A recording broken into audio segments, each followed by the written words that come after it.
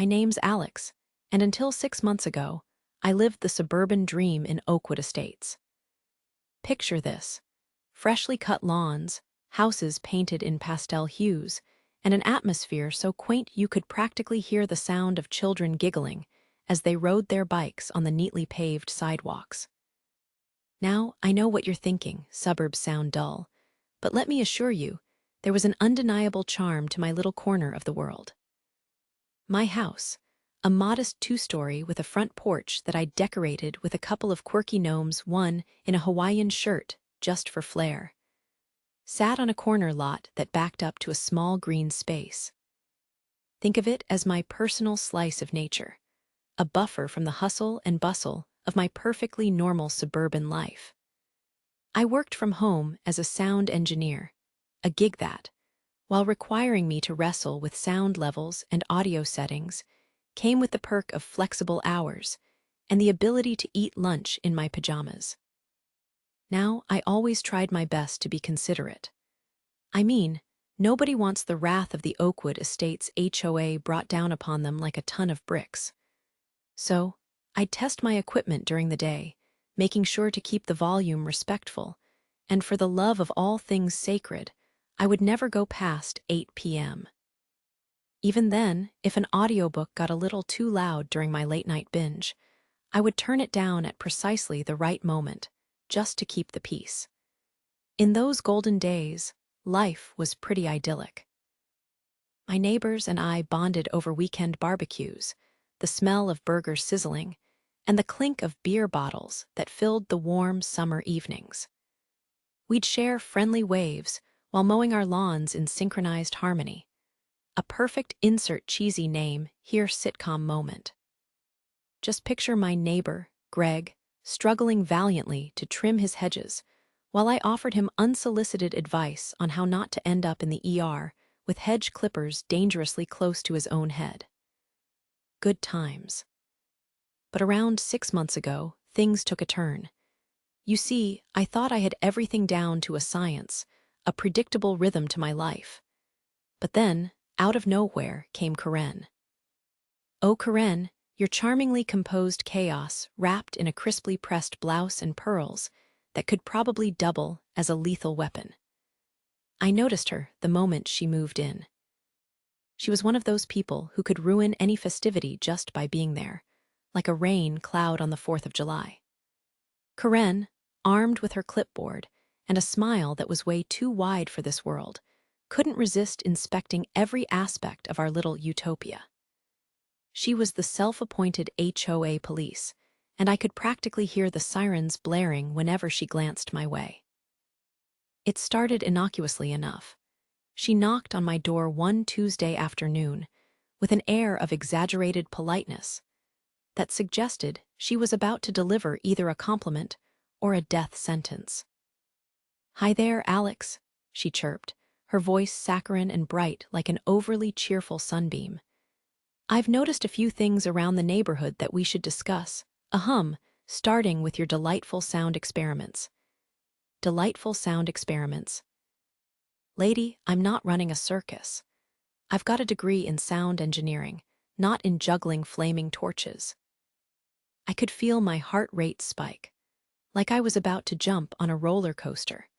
And thus began our not-so-grand descent into the chaos that would unfold around my slightly noisy, but definitely harmless life in Oakwood Estates. There are few moments in life that you can pinpoint as the moment everything went sideways, like the precise moment that Karen Wilcox officially joined our cul-de-sac family. The day my peaceful existence unwittingly became a battleground for mediocre audio levels and HOA tyranny. The sun glinted off freshly cut lawns and pastel-painted houses that Tuesday, all of us minding our business, sipping iced tea while maintaining the facade of civilized suburban life. That bubble burst the moment Karen, the self-appointed neighborhood overlord and noise enforcement officer, moved into the century-old Victorian house directly across from mine. You'd think moving into a new community would compendiously involve friendly neighborly hellos, Perhaps a welcome basket full of cookies, or at least some awkward socializing over the garden fence. No, not for Karen. Within what felt like mere seconds of her arrival, she had already donned her invisible crown and declared gavel-like authority over our quiet little nest of bliss. You could almost hear the dun-dun-dune of ominous foreshadowing when she did her first neighborhood walk, clipboard in hand, and looking more like a wannabe jailer than a fellow resident. The first encounter happened that fateful afternoon while I was immersed in the sweet sounds of my new mixing setup. A precious little assemblage of speakers and soundboards balanced next to me in creative harmony. I was testing some beats at what I can confidently declare was a perfectly reasonable volume, a sweet level barely detectable under the more resonant circle of cicadas that had taken it upon themselves to serenade the neighborhood. Do you even know what sonic violations sound like? I assure you it is not what I was producing. So apparently oblivious to the party I had going on in my living room, Karen marched straight up to my porch as if she were storming the Bastille. I barely had time for a double take before she erupted into my space like an ill-timed thunderstorm. "Cease that racket immediately," she commanded, eyes narrowing and hands on her hips in dramatic triumph. Racket. I mean, I know what racket is, the sound of her swinging her insufferable clipboard through the air like a sword of injustice. But I digress. It's 2 p.m. and not during quiet hours," I said, attempting the "okay, maybe she'll be reasonable" approach. "I need to test my setup for my work." "Oh, I think quiet hours should start at noon," she shot back, punctuating her authority with a palpable huff. "And as an HOA board member, I'll make sure that happens." I blinked. Was I actually in a Twilight Zone episode where common sense took a vacation? Here she was, just days into her new HOA role, already drafting rules that would turn my home studio sessions into mere memories. My work was reasonable, creativity beckoning giddily from my mixing board, and here stood this polyester-clad nuisance demanding silence as she presumably floated on some imaginary cloud during her afternoon meditation. For a fleeting moment, I had a wild fantasy of duct-taping her away from my porch and sending her off to meditate with the cicadas. But what good would that do? Instead, I took a deep breath and realized how utterly ridiculous this situation had become. Who appoints themselves the noise police in a peaceful neighborhood? The tension in the air was palpable as Karen glared at me, clipboard poised like an ancient tome of arbitrary guidelines waiting to be unleashed. I knew this couldn't be the last I'd hear from her, and little did I know that my mixing setup was about to become the first battleground in our war of wills. Sun peeked through the pastel-colored windows of the neighborhood, casting a warm glow on my freshly cut lawn, a full-blown oasis amidst the meticulously manicured homes of Willow Creek. It was my haven, a vibrant patch of green bordered by delightful flower beds that seemed to shout normalcy in a neighborhood filled with micromanagers and self-appointed enforcers of peace. But tranquility is a soon-to-be lost art because, in walks Karen. Or rather, she storms in like a force of nature tangled with a hurricane of entitlement. Imagine a woman decked out in "Hello, I'm Karen, and I'm here to ruin your day" attire. That was Karen, our neighborhood lone wolf on a crusade against perceived noise pollution. And apparently, my personal sound system was at the top of her hit list.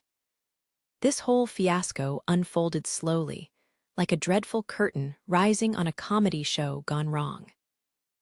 The first sign of trouble came in the form of ominous noise violation notices taped to my door. These clandestine little announcements were printed on what I was convinced was the official HOA template, only to discover after a brief Google search that they'd been crafted in the depths of Karen's den of despair. And by den, I mean the meticulously decorated room that smelled eerily of incense and held a collection of cat figurines that would make any sane person question her taste.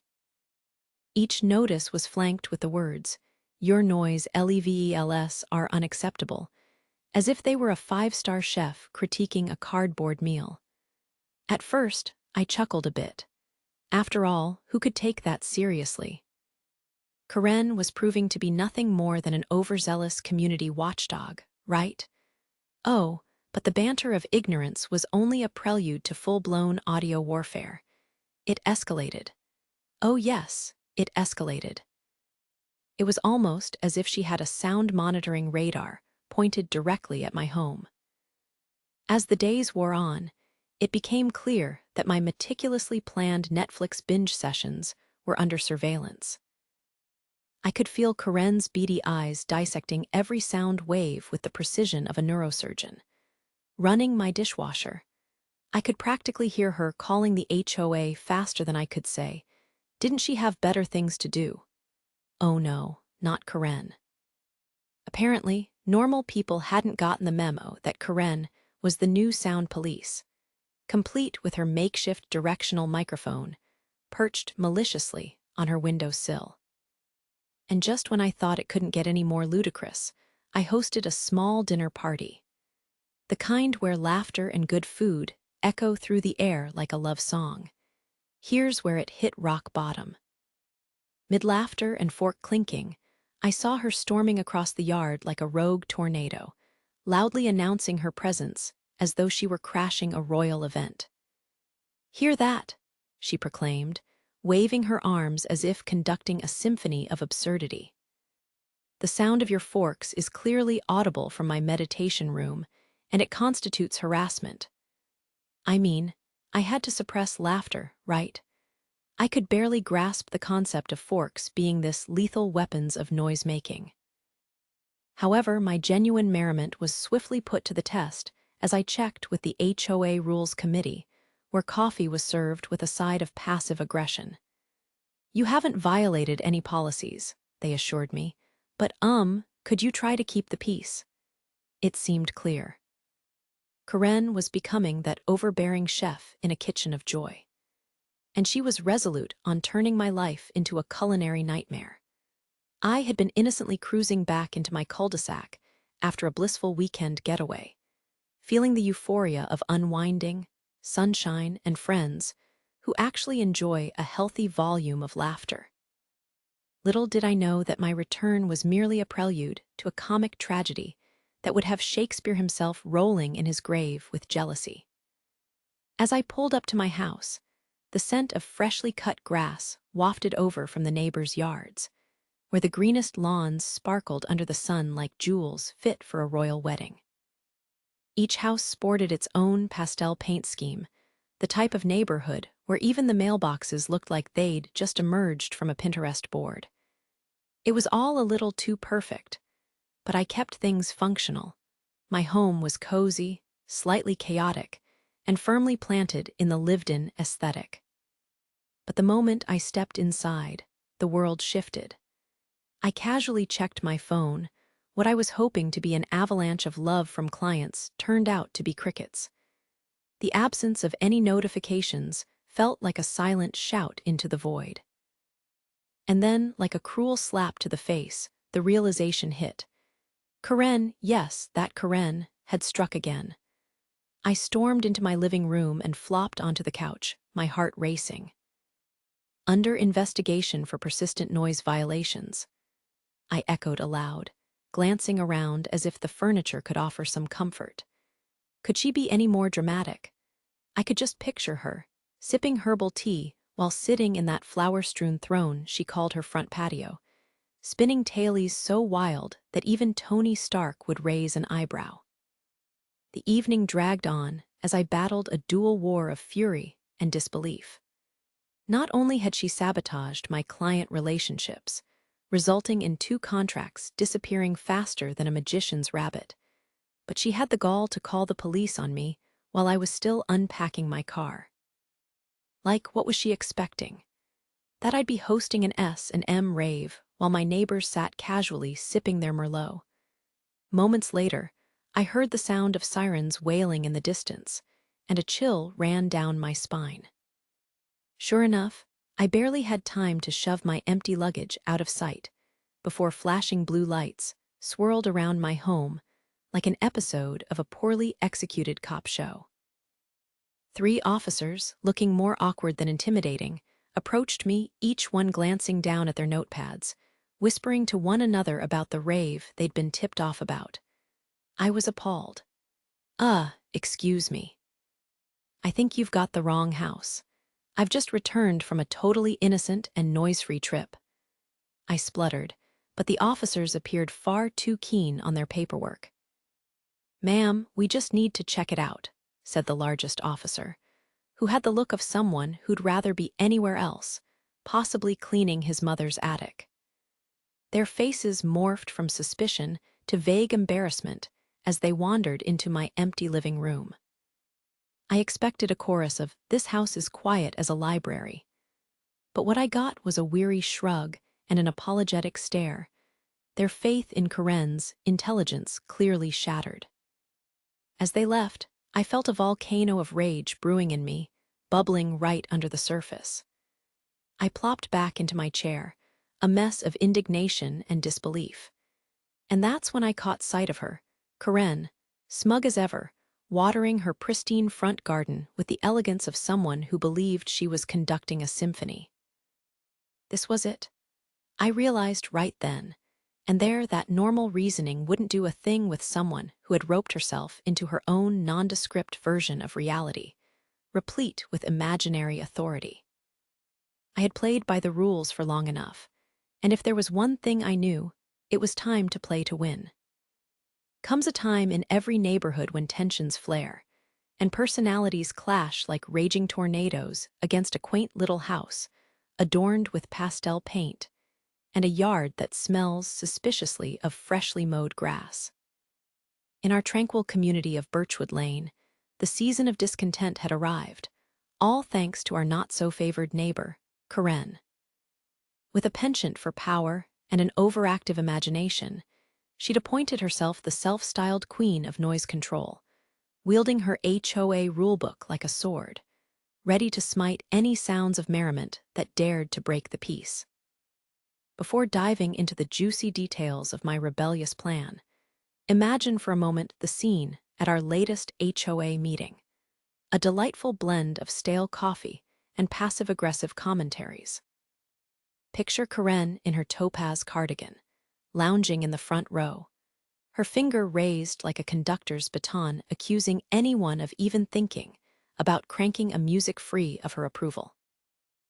I just can't sleep if my neighbors insist on blaring their music at the cruel hour of 8 p.m., she lamented, her face contorting into a mask of indignation. What would the children think? Ah yes, the children.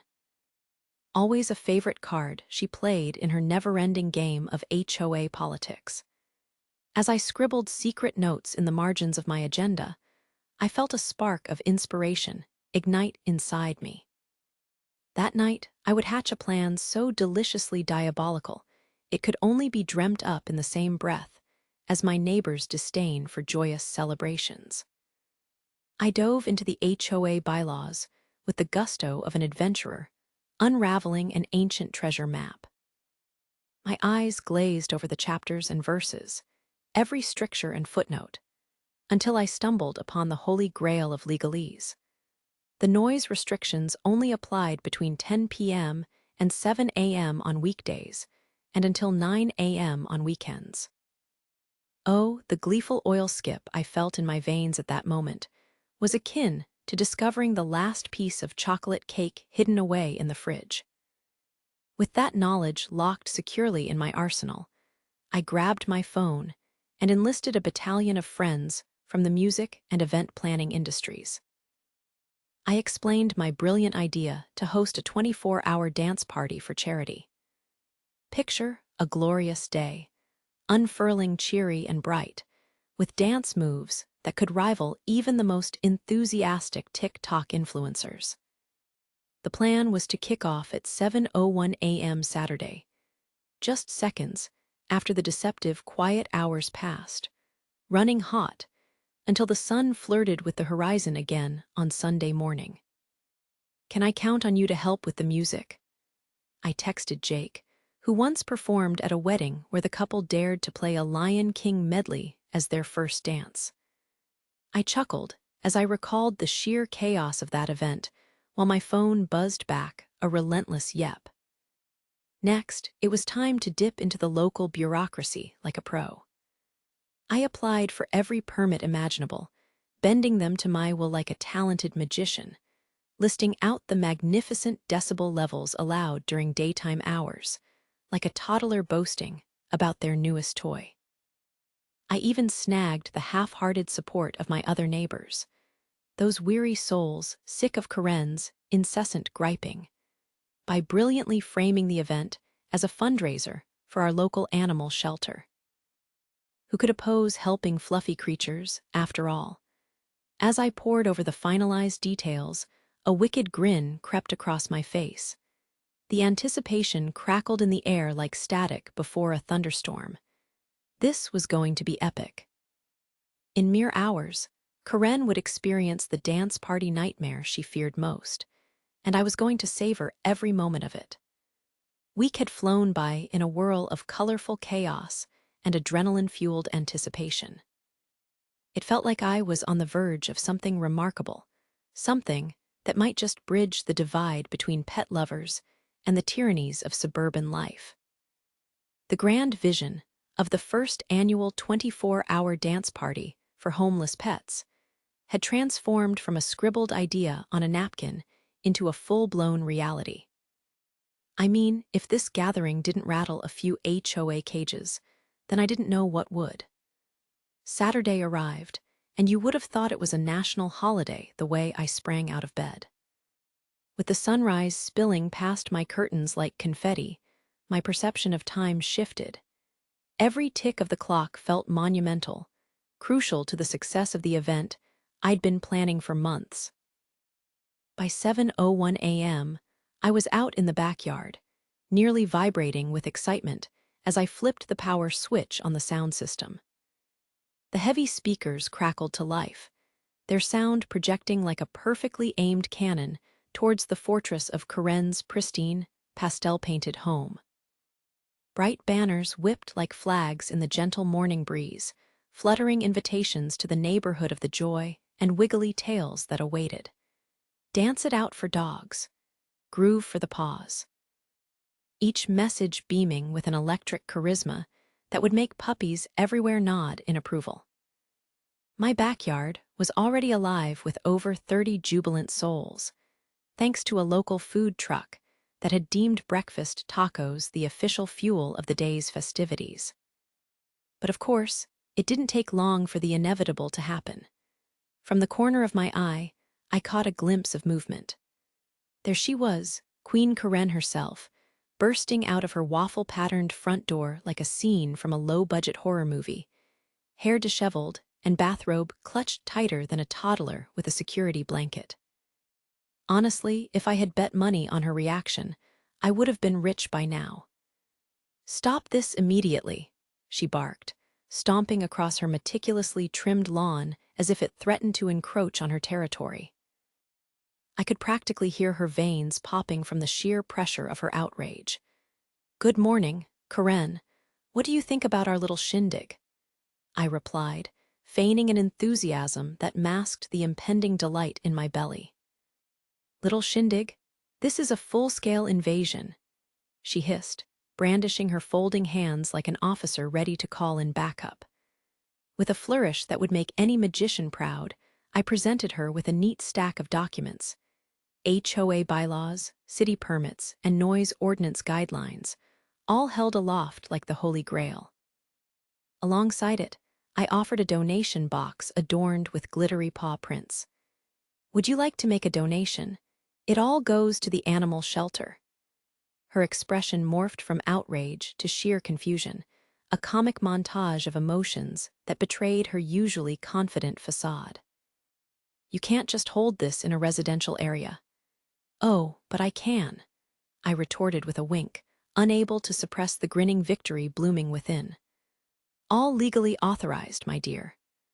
Predictably, she stormed off with the kind of dramatic flair that would make any soap opera star proud, undoubtedly to contact the HOA president, the police, and maybe even the mayor. I wouldn't be surprised if she planned to summon the spirits of former HOA members. As I turned back to my dance party, the excited chit-chatter and laughter of my neighbors rang in my ears. My heart raced not from fear, but from thrill. Karen was about to get a lesson in community spirit that she wouldn't forget anytime soon. Time to turn up the music. If there's one thing I've learned from living in a neighborhood governed by an HOA, it's that every peace-loving resident has a Karen lurking just beyond the white picket fence, ready to emerge with a complaint as fresh as the new sod in her front yard. Our residential realm, with its perfectly manicured lawns and pastel-painted houses, might look like the set of a Hallmark movie, but scratch the surface, and you'll find a bubbling cauldron of passive aggression and overinflated egos. Last Saturday, I decided to throw a gathering at my place, a modest bash to celebrate the arrival of spring and sample some craft beers from the new local brewery. Naturally, I sent out the invitations to my neighbors, expecting a few of them to pitch in. What I didn't expect was the cold gust of hostility that swept through the neighborhood in the form of Karen. You know the type, right? The woman whose authority over the block is rivaled only by the sheer brightness of her bedazzled garden gnomes. The first sign that she was plotting my demise came early, as I was hanging streamers in my backyard. I swear, I could practically feel her eyes shooting daggers from behind the sleek glass of her French doors. Moments later, she was standing in her impeccably tailored Weekend in the Hamptons pantsuit, crossing her arms and frowning like I'd just dropped a nuclear bomb in her flower bed. "Do you really think this is appropriate at this hour?" she asked in that sickeningly sweet voice that always contained an undertone of mild annoyance, as if I were a toddler drawing with crayons on a Van Gogh. I gave her my best playful shrug. "It's just a little neighborhood celebration, Karen." She didn't respond, her expression darkening like a rain cloud forming overhead. I presumed she was strategizing, just like a coach devising a plan for the big game. Fast forward to the bash 2 hours later, and Karen's subtle diplomacy had launched into bizarre territory. She apparently decided that drowning me out with her own madcap event, a cacophony of flute exercises and clashing pots and pans, was the way to go. I watched incredulously as she paced around her yard with a megaphone, yelling loud proclamations about keeping the peace and violating community standards at the top of her lungs. The backyard was already rocking with laughter, and here she was, transforming our friendly gathering into a real-life sitcom extravaganza. Then things escalated. As guests sipped their brews and munched on chips, Karen was spotted, hose in hand, blasting water toward my carefully curated outdoor space. I don't know if she thought it was a secret weapon or a water balloon fight gone wrong, but the wind had other plans, and the lovely stream of water quickly turned on her. There she was, flailing around, soaking her luxuriously tailored outfit while the party erupted in laughter. That was when the cameras came out. A few excited attendees started filming her chaos, and let me tell you, Karen's newfound status as an internet meme was just around the corner. I observed her, huddled at the edge of my property, a furious, soggy spectacle that would haunt her Instagram forever, and it filled me with an exhilarating sense of victory. Little did Karen know that the real show was only just beginning.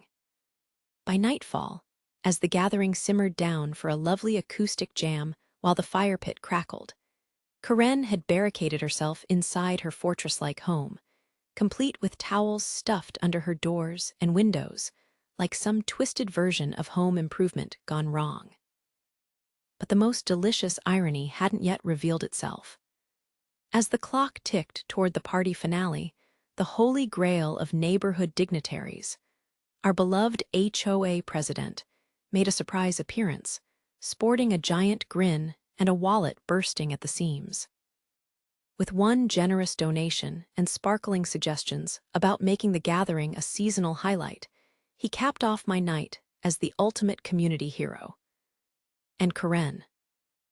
Let's just say that tomorrow, I'd have eagerly tuned in to watch the drama unfold in her little bubble of irritation.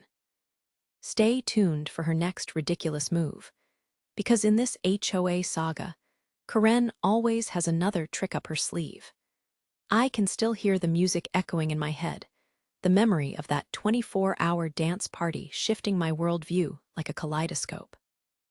I mean, who knew that a bunch of neighbors shuffling their feet to a DJ in my backyard would become the stuff of legends?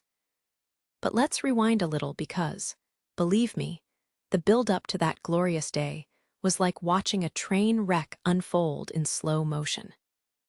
It all started when Karen, the de facto queen of the HOA, decided it was her personal mission to micromanage my life. Picture this: a sun-soaked Saturday morning in our picture-perfect neighborhood, where pastel-painted houses sat neatly behind freshly cut lawns, everyone waving just a little too enthusiastically, the smell of bark mulch and freshly brewed coffee wafting through the air. I didn't see it coming, and yet it struck like a bolt from the HOA heavens. The first of many run-ins with her occurred at the HOA meeting. Karen, dressed in a pantsuit that screamed, "I mean business," practically floated to the front of the room, her clipboard clutched like a royal scepter. "Let's discuss noise violations," she announced, flipping her glossy hair, her confidence as fierce as 1,000 cupcakes being denied at a birthday party.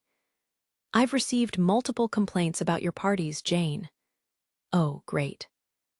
My 2-for-1 margarita fiesta from last month was apparently an affront to the genteel sensibilities of our idyllic suburban paradise. "But Karen," I tried to reason, "I sent out invites with the explicit times. From 6 p.m. to 9 p.m. like a decent human being. I had the whole neighborhood dancing, and she wanted to put a pin in it." Classic Karen. "Unfortunately, the regulations are vague," she smirked, adjusting her reading glasses with excessive flair. "And vague regulations leave room for interpretation. We all know your parties have turned more into a debacle. I suggest we tighten those up."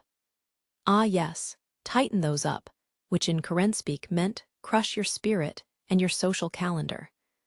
I could practically hear my neighbors stiffening in their chairs. Little did they know, I was not going to let Karen's tyranny go unchallenged. Hey, if life gives you lemons, you throw a dance party, right? Fast forward to the 2 weeks leading up to my big event. I plastered flyers all over the community, advertising the most epic neighborhood dance party the world, or at least our cul-de-sac, had ever seen. Wear your best dancing shoes, support the local animal shelter, and bring your skepticism about strict HOA rules. I roared and then prepared for the inevitable backlash. The day of reckoning arrived, and oh boy, it was a spectacle. The sun was setting as I set my sound system ablaze with beats that could be heard a mile away, no doubt setting alarm bells ringing in Karen's chest. Neighbors arrived, curiosity mixed with excitement. I spotted Karen across the field, clenching her jaw and glaring at me like I was a weed in her perfect garden. By the time midnight rolled around, the lawn was teeming with dancing bodies, laughter, and enough glitter to make a disco ball weep. What about property values now, huh, Karen? I thought to myself, a wicked grin on my face. Little did I know, she was about to see just how resilient community spirit really was, and how terribly she misunderstood the great social contract of our neighborhood. As the hours passed with sudden bursts of bizarre dance moves and spontaneous alliances, I realized my petty rebellion was reshaping our community, one bass drop at a time. And somewhere in the chaos, I knew Karen's reign over our HOA was going to fade like last season's style. Just you wait.